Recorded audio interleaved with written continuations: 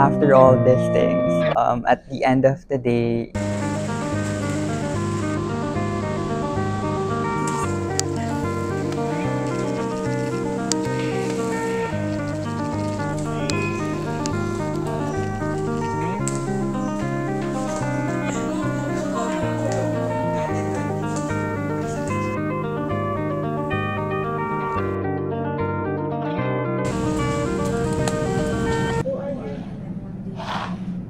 okay, so I'm James Patrick Cruz. I'm a reporter for Rappler. So mostly I cover local governments. I'm also a member of the fact-checking unit of Rappler, and I do mostly research driven stories. So basically, I cover issues concerning local government. So yung mga city hall, mostly focusing on Metro Manila. So yung mga local issues ng mga communities, and of course the local politics and dynamics between local officials and other actors surrounding the city.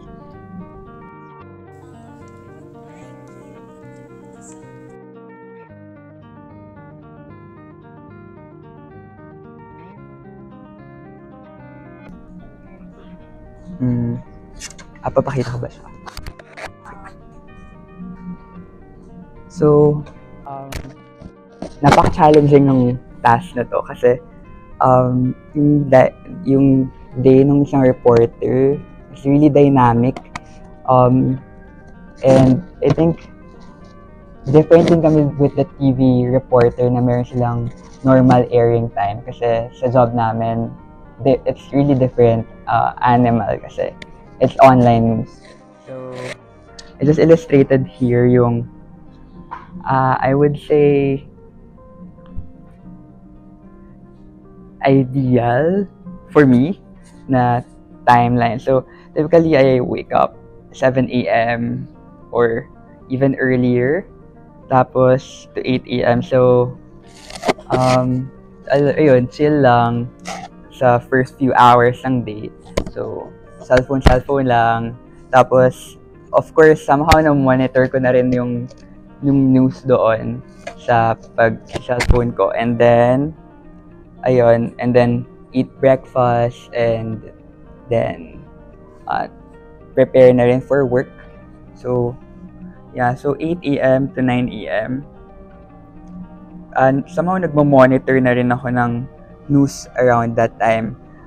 Specifically yung mga Viber groups, kasi meron kaming mga Viber groups sa different LGUs and different agencies. Parang meron Viber group dedicated for media. So doon nilalabas yung mga announcements, press release, saka yung mga kapag merong media advisory for coverage. So ayun, and then around 9 a.m. to 12 a.m. Or 12 p.m. rather. So writing, research, fieldwork. So medyo generic yung nilagay ko kasi iba-iba siya. So depende dun sa story agenda or what's happening during that day. And then the following around 12 p.m. to 1 lunch break. So although minsan hindi siya nasusunod kasi sobrang daming trabaho, minsan di na ako nakapag-lunch, which dapat hindi tularan. So ayun, so lunch break. So after lunch break, back to work. Again, writing, researching, minsan fieldwork din. So, well, ayun, iba-iba talaga eh. Depende rin sa appointment mo with your sources or if merong event during that time. Minsan yung lunch din, nag-overlap with the event. So, somehow nagiging working lunch siya. So, yeah. So, 6 p.m. And then, 6 p.m. to 7 p.m. Typically, nasa bahay na ako nito. So, chill lang. And then, although, of course, kapag merong breaking news or merong importanteng kailangang gawin, tuloy pa rin yung trabaho. And then, 7 p.m. to 8 p.m., ayun, dinner. And then, after 8 p.m., so, somehow me time na. So, chill lang, and then, sleep na, and then, restart ulit ng panibagong araw. So, yun. a story? So, iba-iba siya eh. So, typical, merong assigned stories, merong stories na pinipitch ko sa editor ko, and then yung fina-follow kong story. So, typically, yung mga passion projects ko yung talagang pinipursu ko. So, it revolves around concerning about livability and ano pa ba? Ayun, basically about yung how cities are pursuing policies na makatulong para maging mas mabuti yung sitwasyon sa city. So, ayun. To take and understand. So, yung mga data-driven stories, better siya, or it would make, it would be more relatable to the public if meron kang case study na that would contextualize or laymanize or humanize the data. So, ayun, yun yung isa sa parang technique. Pero the other way is through visualization. So, kapag kasi plain numbers lang, typically, ma-overwhelming readers mo. So, it's good to have charts na, yun, mga moving charts, mga iba't ibang charts na that would fit yung pinapakita mong data. So, ayun.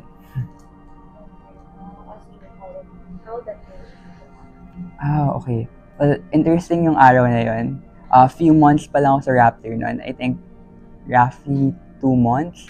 So, really new reporter. So, that day, I was supposed to cover a press conference sa Manila, along Manila Bay.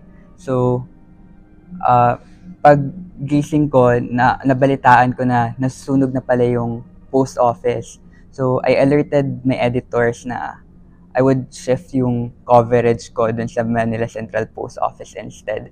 So, sobrang nakakaba siya, saka parang nakakatakot yung situation kasi as in lumalagablab yung apoy, and then makikita mo yung mga iba't ibang veteran reporters covering para silang nagsasabayang bigkas dun sa field. Tapos ako, newbie reporter na wala naman akong masyadong training with broadcast reporting. So, ayun, I just stand up there and do my job na to report live. So ayun, medyo challenging siya. Ideally, our live or yung Raptor recap na tinatawag namin where we discuss what had happened should run around 5 minutes or more. And I just run parang around 2 minutes and a half. So, well, ayun, interesting experience. Literally, parang birth,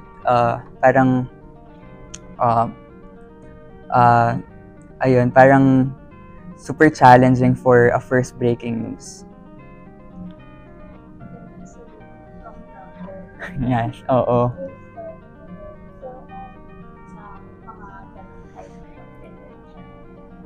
Yes, maraming stories na parang ang tagal niya or napapanis na sobrang tagal ng mga government agencies na mag-release ng documents which is supposed to be accessible sa public kasi yun, transparency. Pero ayun, we have to just do what with the information, pero ayun, typically sinaset aside ko muna yung mga stories na yun, and then just wait and pursue other stories. Pero ayun, nakaka-frustrate nga siya na yung mga government agencies, especially yung merong government website which is FOI, where you can request documents. Sometimes hindi siya accessible or for a few days during nung pinost ko yung tweet na yon, parang sobrang tagal niyang down. So, ang hirap maka-access ng documents. Tapos, on top of that, siguro I would like to mention also yung effort namin to request for the SALNs of the public officials. So, yung SALN is a necessary document for transparency na doon mo makikita yung wealth ng isang public official. So, we did an effort, I think last June or July, we've requested documents or SALN of around 300 congressmen, and as well as the Metro Manila mayors, the executive or the cabinet secretary, the president himself, and the vice president. Pero to no avail, hindi sila nag-respond. And out of that, around 300 congressmen, isa lang yung nag-respond as of the moment. So it's really a struggle for us journalists to have an access to those type of documents, especially yung mga SALN. You talk about stores, etc. Yeah, so sa interaction, parang medyo dynamic rin siya in a sense na wala kaming beat, parang general news assignment. So, yun nga, as I mentioned dun siguro sa, I think that was my tweet before. So, interesting siya kasi parang you cover a lot of things and you learn a lot of different things, not just yung mga quote-unquote serious stuff, which is mga mostly political, but also yung mga lighter side of things, K-pop, pop culture, entertainment, and even yung mga social media trends. So yeah, so it's really interesting experience for me. Personally, how do you feel? Well, I think factor in na marami kong interest. That's why hindi siya ganoong kahirap. So I think parang personal interest ko rin yung K-pop and pop culture. So somehow parang in a way yung stress reliever part, yung K-pop and covering K-pop and lighter stories, and yung mga political stuff naman is my another passion. So somehow na-manage siya or nababalance out naman. Blind or completely remote to work more efficiently?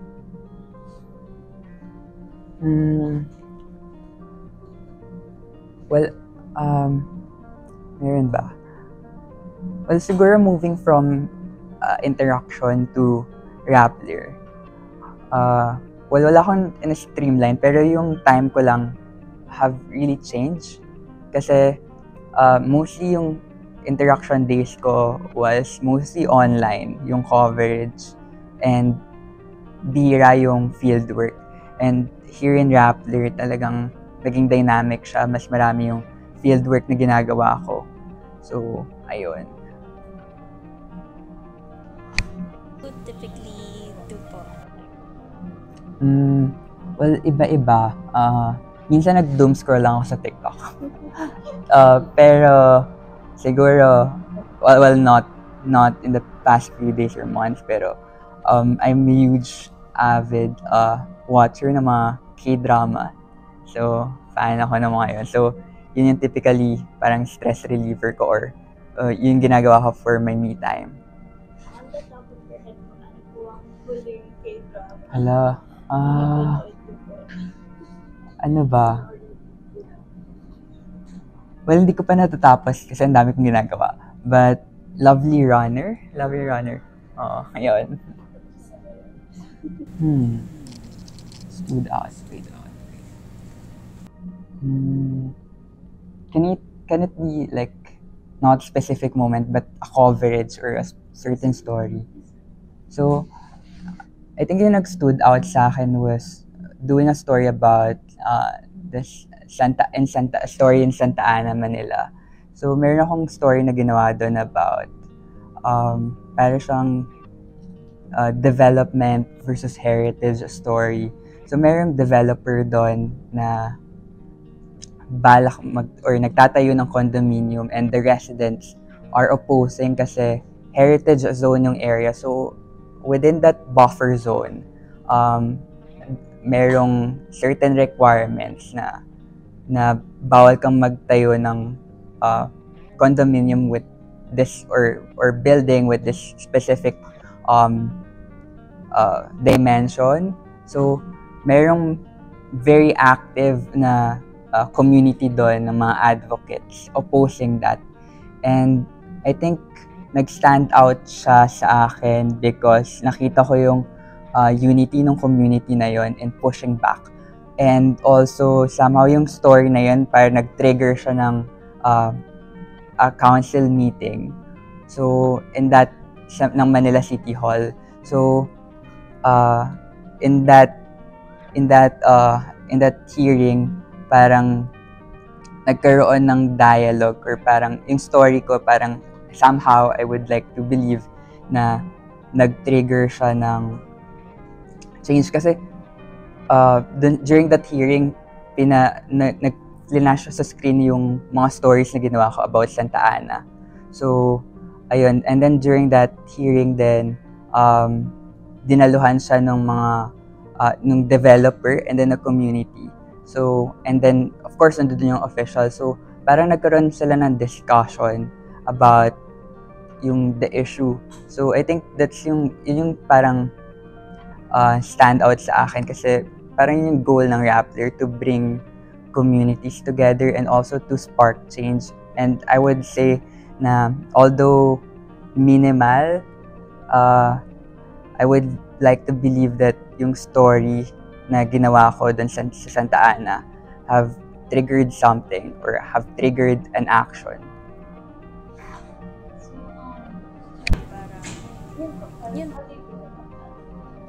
Yeah, so ayun, really fulfilling yung pakiramdam na merong nagawa yung story mo na akala mo wala palang nagbabasa kasi ayun and parang it's also parang a reinforcement na yung mga journalist pala or meron silang kapangyarihan to make a little change or to spark change. Next question. Privacy, the kind of stuffs kind of like that. Well, yes. Isa rin yun sa worry nung mom ko or yung people, mga relatives ko when I joined Rappler na baka delikado. Well, being a journalist in general here, especially here in the Philippines, is dangerous.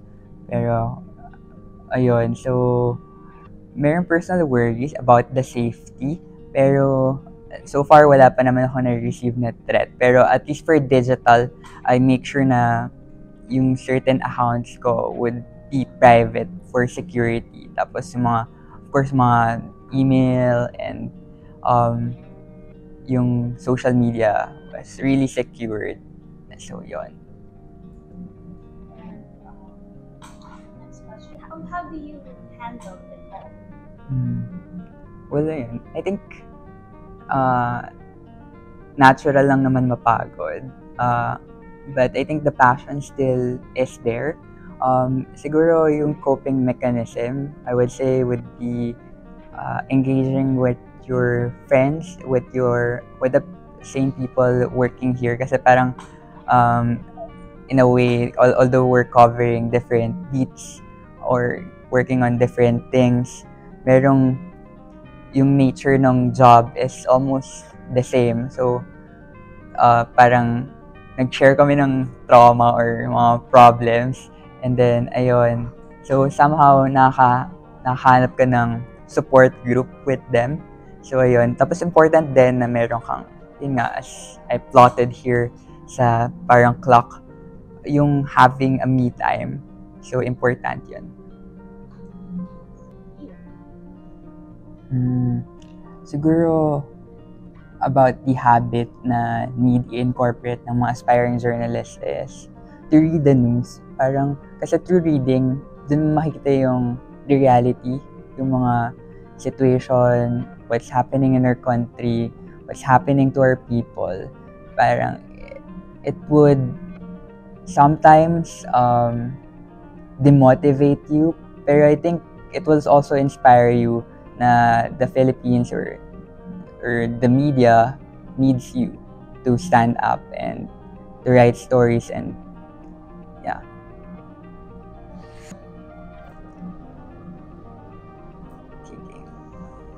So So after all these things, at the end of the day, you're still a human being who gets tired, but another day would come and then you have to start again. So, yeah. Yan. Si Ante ko.